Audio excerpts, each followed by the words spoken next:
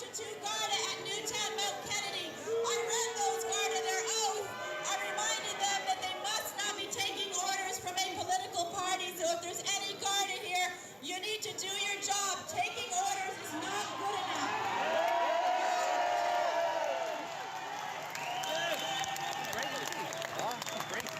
I'll wrap up in 2 minutes. I'm shaking lots off. I say to hell with the propaganda spinning these so-called international. We have more than paid our price. The last crisis we had was the banking collapse.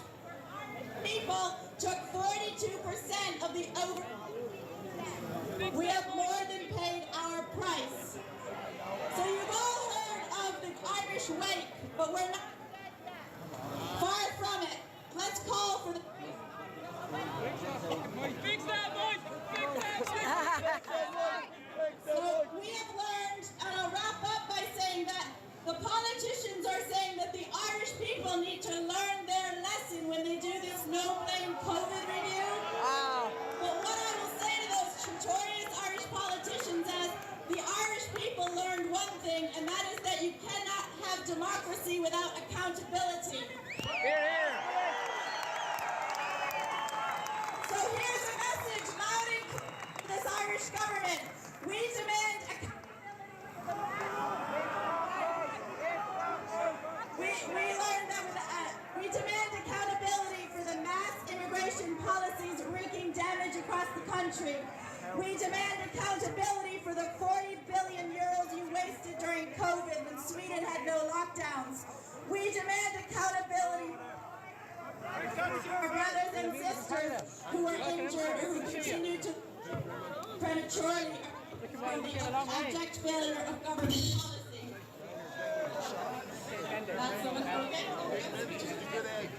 We demand accountability for the sexualization and the indoctrination of our innocent children.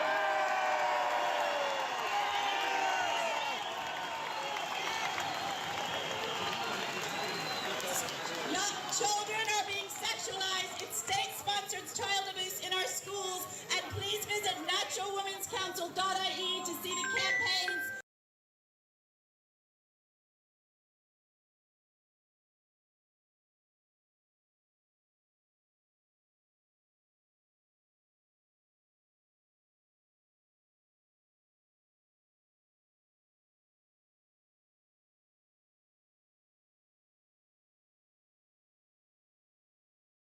Underway, where this week on Wednesday the Irish government are meeting to talk about the anti-democratic WHO treaty, where they plan to sign away our freedoms and sovereignty to the unelected body. And if you're unhappy with immigration, let me tell you the WHO treaty includes health, immigration, education, food, farming, agriculture, climate, every aspect of life on earth. We're not hearing about that, and this is the loudest noise we need to make against the WHO treaty.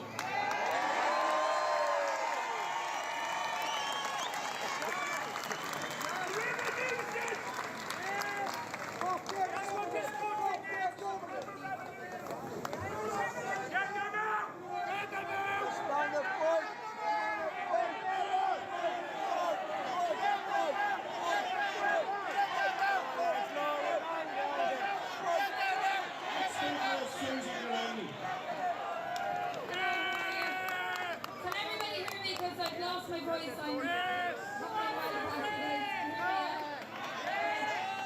that's a hard speech to follow. I'll do my...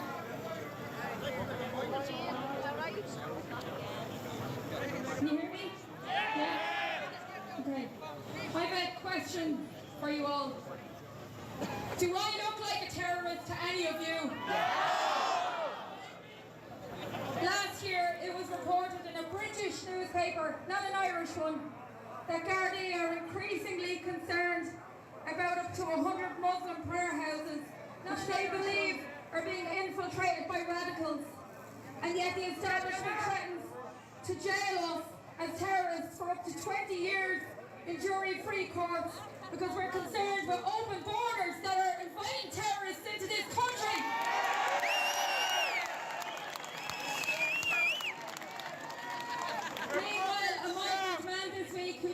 bomb a Garda station and bring down all the people of Ireland is called the Kerry Man. What a joke! What a joke! To call us terrorists think they're better than us. And I'm here to defend our children, but I just want to say this because the lie has to be called out. They think they're better than us because they say they care about migrants. They support child trafficking. They support migrant children vanishing. And rampant prostitution in every single town in this country. These communist, anti-capitalists support migrant children being sources of profit for greedy land. They support them being put into the most dysfunctional places, sometimes fire hazard buildings with windowless rooms. And they cry about smugglers getting rich because migrants are dying in boats. None of that would be happening if our borders were controlled.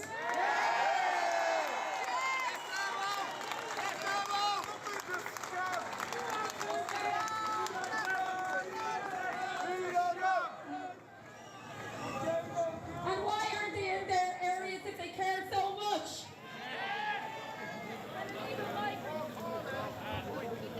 Can you hear me? Yeah?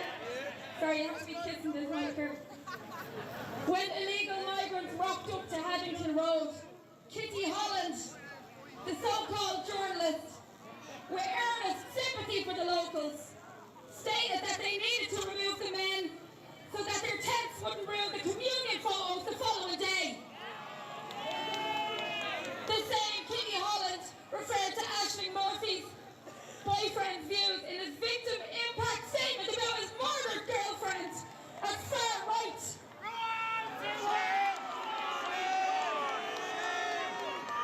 Simon Harris says quiet protesters disrupted his kid's bedtime routine.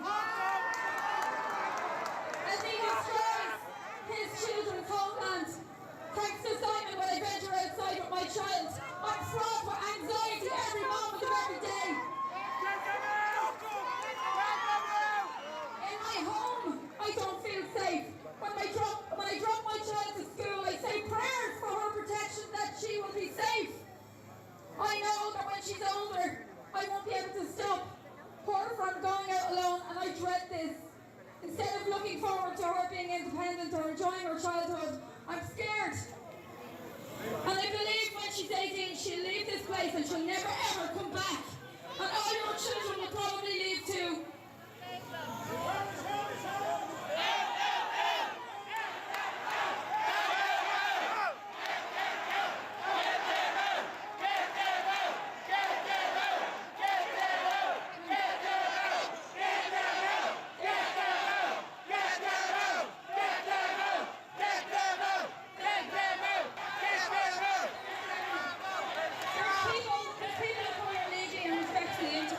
But there's those who disrespect us because they're given carte blanche to do so. As well as the man who threatened to bomb a Killarney Garda station, we have the newly arrived men on the canal saying with defiance that they're Irish.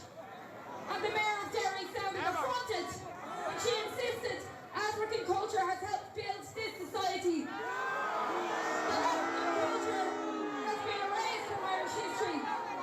This woman has been afforded a position of privilege because of the people of Derry and is acting victimised when she is doing what is the ultimate in cultural appropriation. Well, if she doesn't like it, there's an Irish saying, get the bleeding boot!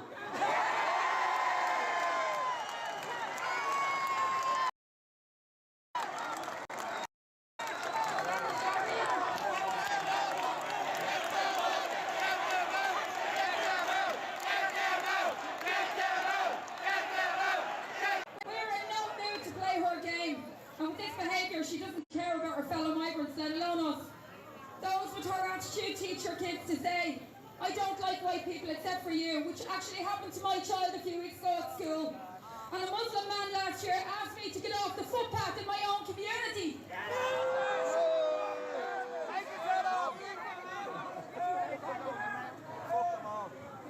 The press are here, I'm sure, awaiting their soundbites. And to them I say to you, you point your finger at us, but no, the whole country is pointing right back at you.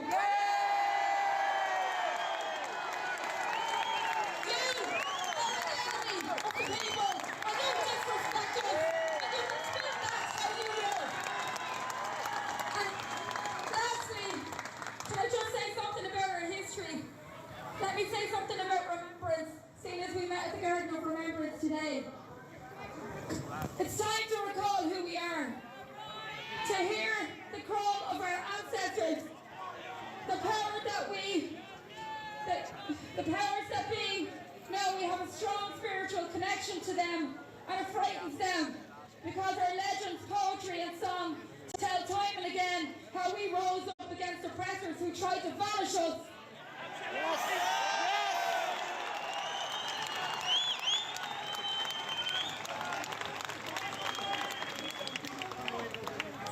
Since what happened I won't keep it too much longer. Since what happened to Aisling Murphy, I thought about how her name means dream or vision, and I'd like to say just a little bit about that before I finish. In May, Aisling was the living embodiment of a beautiful, worthless, human incarnation of an evil nightmare that was allowed into this country. Before Aisling ever became a name that was chosen for Irish girls, it was a term referring to a form of Irish poetry known as an Aisling, funnily enough. These poems are recited today through traditional songs, and it was a fitting name for a girl who loved to play the music of her homeland, and a name carefully chosen by her loving parents. In these Aisling poems, the country of Ireland appears in the form of a captivating heavenly woman who calls for the people to rise. Erin goddess Erin often appears and promises to protect her children, driving the enemy from the land, and in it said Ireland will be saved and filled with singing birds in all the branches.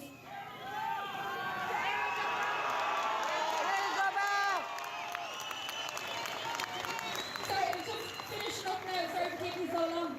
Seamus Heaney wrote an Aisling poem called The Disappearing Land, and he describes Ireland breaking like a wave and being at the point of death. At the Garden of Remembrance we find more redemptive outcomes of Ireland's struggles on the wall in the Garden of Remembrance. There, an Aisling poem is inscribed beneath the children of Lear, and it includes the words: "In darkness and despair we saw a vision. In the winter of bondage we saw a vision, and the river of resurrection floated from it." I like to think of those words and that they foretell our success in this battle that we're facing. We simply must win, and if we don't, our children will fall just like the children on that statue of the Garden of Remembrance, who are trapped there in stone, making their downward descent towards the ground. I wonder now, will that statue even be here in 100 years? And with that, I ask you to stand up and ensure the survival of not just your children, but also Irishness and all that it means to be so. Thanks for listening. I'm an independent candidate for the Tallaght community. They have protests every Monday and Thursday outside St. John's House between 6 and 8. And the protest is actually tomorrow because of the protest today between 6 and 8 outside St. John's House. Thanks very much for listening.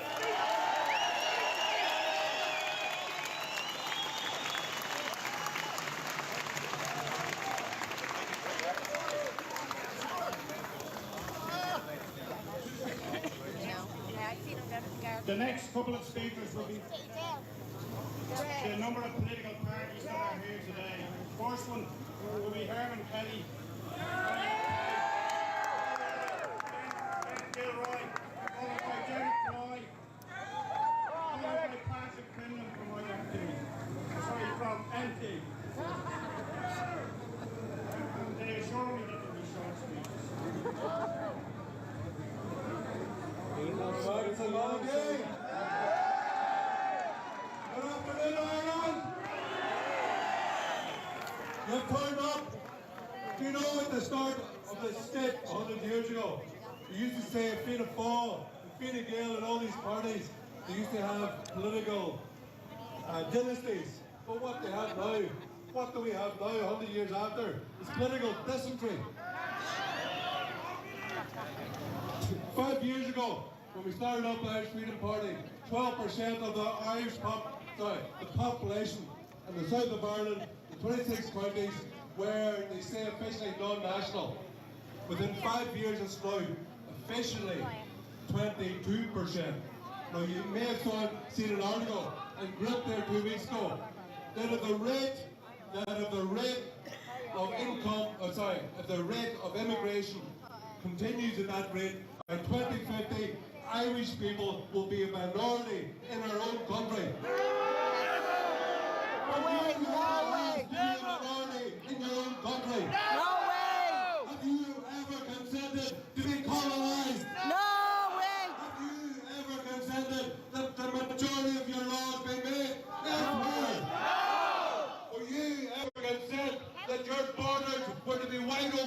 and for all intents and purposes, you have no country.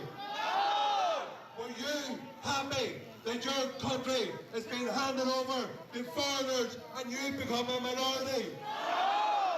So what we have to do is that political class, wait, build it. The political class in charge of our country at the minute, those who have taken power by the ballot box, we've got to replace them before they replace us.